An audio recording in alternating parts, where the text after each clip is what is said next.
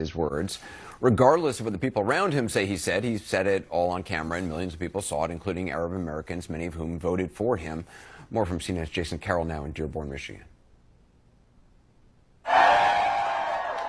Days before the last presidential election, Donald Trump was the invited guest at the Great Commoner restaurant in Dearborn, Michigan. Albert Abbas says he extended that invitation, a decision he is now reflecting on, given all that has happened in the last 24 hours. Many in the community are at a loss for words. Last night was a very rough night for most of us.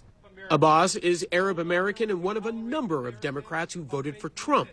Abbas says he hoped Trump would do more than President Joe Biden did to help Palestinians suffering in Gaza. The U.S. will take over the Gaza Strip. But after Trump said Palestinians should leave Gaza so it can be redeveloped, Abbas says not only does he feel betrayed, he's hearing from a number of people angered over his past support of Trump. People were really frustrated, and I don't think there's anyone to blame. At the end of the day, as Arab Americans or Muslims, we really didn't have much of a choice. Dearborn, a Detroit suburb, is home to the largest Arab American population in the United States, a community which helped Trump carry the critical swing state. He won 42% of the vote in Dearborn versus Vice President Harris with 36% and Jill Stein with 18%. In 2020, Biden handily carried the city with 69%. Faye Nimmer voted for Trump in 2024 out of frustration over the previous administration's support of Israel. Now, she is troubled by the president's proposal to move Palestinians out of Gaza. I mean, it's very concerning and it's infuriating. Personal feelings, you're infuriated, but standing by your decision for now to have voted for Trump. Correct. And what would move that needle for you to say, you know what, I made a mistake? Palestine is the red line for this community. Nimmer says she suspects Trump is bluffing and is using his proposal as some sort of negotiating tactic. That's the same sentiment shared by Amar Zar. First, this is clearly not going to happen, right? And real estate broker Ali Alfarajala. A lot of people are calling me and texting me saying, hey, how did your vote work out? How was that third party vote? Both were so-called protest voters. Neither supported Trump or Harris. Are there any sort of second thoughts now about having supported a third-party candidate? Absolutely not. And I'll still do it again and again and again.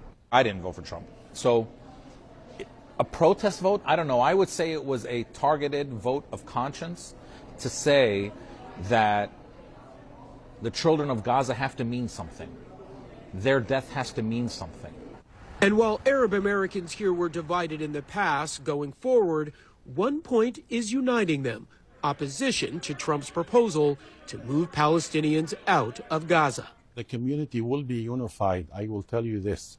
The Palestinian people would rather die and live in a demolition site than to be ethnically cleansed and being sent out of Gaza to Egypt or Jordan. So again, Anderson, after spending some time here in the Arab American community, you really get a sense that they feel like they've been let down by both Republicans and Democrats. Certainly there's a great deal of frustration after hearing what Trump is proposing, but there's also a feeling that had Harris been elected, had it been a Harris administration, the feeling here is that Palestinians would still be suffering. Anderson? I believe he wants to end this war. Do you believe he is racist towards Palestinians? No. So why does he use Palestinian as a slur, as an insult? He said Chuck Schumer is a Palestinian. He's no longer Jewish, he's a Palestinian. When you hear the President of the United States use your ethnicity, your nationality as a slur, that doesn't bother you as someone who's working so hard on his behalf? Listen, that was during the campaign. And I came out... No, it was the other day. It was in May. He called Chuck Schumer a Palestinian. Literally a couple of months ago. I cringed a little sorry. Did you not? When he did that during the campaign, I came out with a press release that said we cannot be used as a slur. When he said to Joe Biden, right? I remember you did. No. He said that to Joe Biden, and he called Chuck Schumer at the same time. He called them Palestinians. So how does that make you feel that 6-8 months later he's still doing it? It's not acceptable. It is not Have acceptable. you made that clear to the White House? I mean, you're a Palestinian working hard for the Trump administration to try and get peace. And Donald Trump goes on TV and keeps calling the most senior Jewish Democrat in the country. He's become a Palestinian. He's no longer Jewish. He said this in March. He said it in May. I'm very proud of being Palestinian. I'm very proud of that.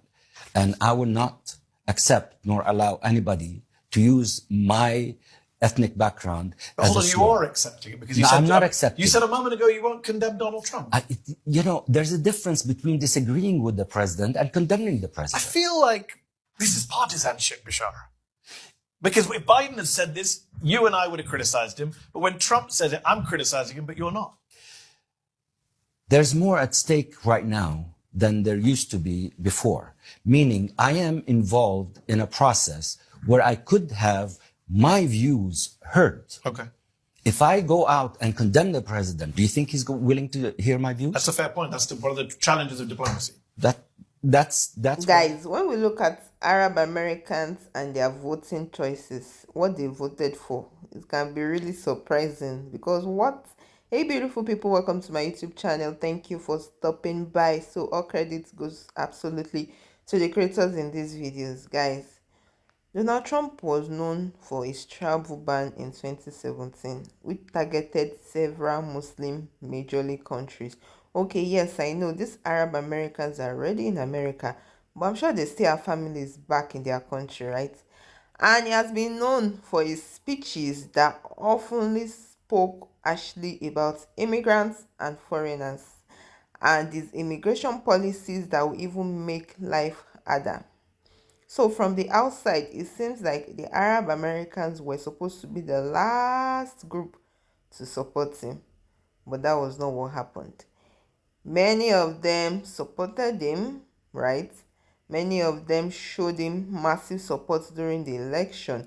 And one major disappointment that, they were saying they had, reason why they leaned, Republican, is that they said that they were tired with the Biden-Harris administration. So many of them were not even ready to listen to what Kamala had to say. It was like she had already lost before she even opened her mouth to defend herself. Because they said they felt that, okay, Democrats has promised so much and delivered so little, right? The foreign policy in the Middle East did not favor them. The economic situation inside the United States was not improving the way they hoped, right? And for them, voting Trump was not about just loving him. Most of them said they voted because they were sending a message of protest to the Democrats.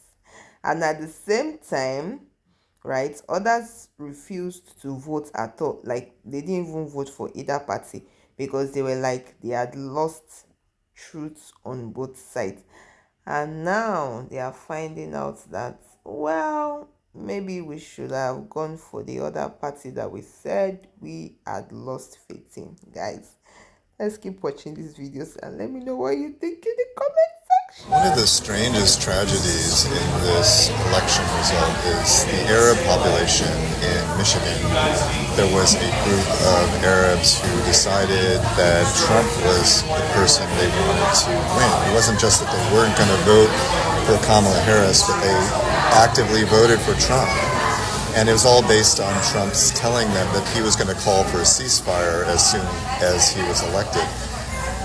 Now, I find this very sad and also perplexing because Trump is very, very close with extremely right-wing Israelis who publicly said that they wanted to annex the West Bank and Gaza, and they didn't want a ceasefire at all, and they just wanted to maximize the force being used against Palestinians. I can understand being angry at the Democrats and Kamala Harris as well as Biden on this topic, but the idea that Trump was going to be better really is perplexing. There's an Arab group that is sending a letter to Trump saying, please support the ceasefire you promised you were going to support. We voted for you because we thought you were the best choice for the country. But instead he has nominated Marco Rubio and Mike Huckabee, and Rubio has said he is in no way supportive of a ceasefire. He thinks Israel should ramp up their campaign. And Mike Huckabee is very much on record as having said he was supportive of Israel annexing the West Bank and Gaza, or at least supportive of the people who would say that that's what they want to do. The situation for the Palestinians is going to get much, much, much worse. And this is the outcome I was concerned about. And, you know, I can understand to some extent the idea that people didn't want to vote for someone who supported a policy that they disagreed with very strongly. But the risk of it getting so much worse was something that I just didn't feel was worth it, was worth sending that message to the Democrats, because Palestinians really don't have much time and they don't have much space to go for 4 years or longer in the situation. The day I met Trump, and I gave my son a MAGA hat, and I said, I guess we're there.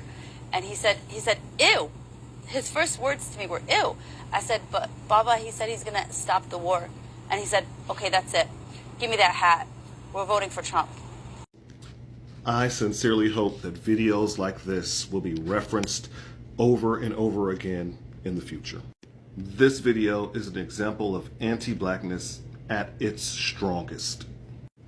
Hating black people so much that you've convinced yourself that a man that says he wants to wipe you off the face of the planet is going to end a genocide, trying to wipe you off the face of the planet without wiping you off the face of the planet. Anti-blackness doesn't just put black people in danger. Muslims stand with President Trump because he promises peace. He promises peace, not war. We are supporting Donald Trump because he promised to end war in the Middle East and Ukraine. The bloodshed has to stop all over the world. And I think this man can make Can somebody please check on that guy and just bring him up to speed with things, you know? He might be living under a rock now. He might not know, you know, that the war in Ukraine is still going on. He might not know that, you know, all the things that he said that Trump was going to do is still undone, right? So somebody might need to check on him to bring him up to speed, because beyond politics there is a deeper social issue to understand. In America, race and identity matter a lot, and I feel that some Arab Americans may have felt that maybe supporting Trump could bring them closer to being accepted as part of the mainstream society, in quotes, being white, right? Because their color, the color of their skin just seems to deceive them. And in a country where immigrants are often labeled as outsiders, some people still believe that showing loyalty to a strong popular figure like Trump would earn them more respect. Even though his policies are not in their favor. Like, make it make sense.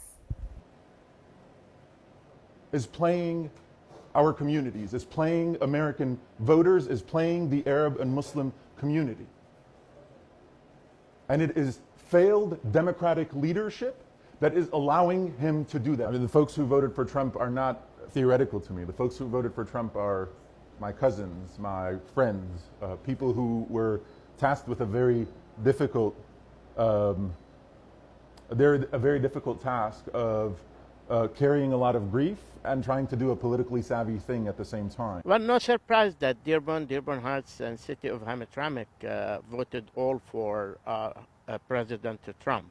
I think that there were a clear indication that this community was truly upset, angry at the Biden-Harris administration. Arabic Christian, and I support President Trump because he's the only president that actually wants world peace, and he's the only one that could fix this economy, close the borders, and change the health system, because God knows we need help with the health system is horrible.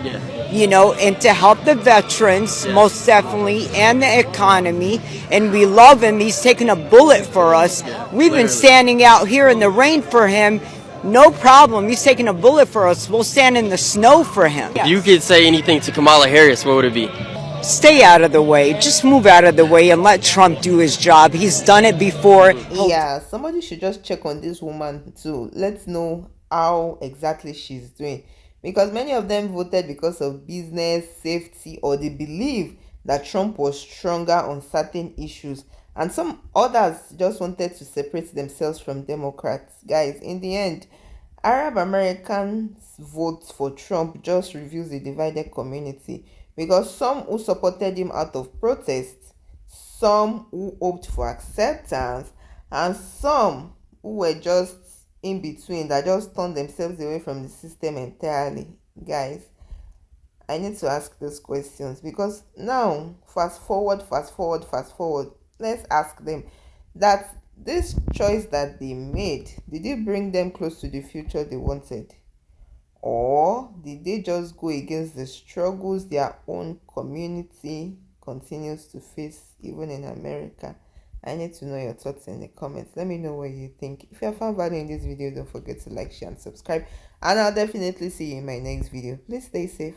Ciao.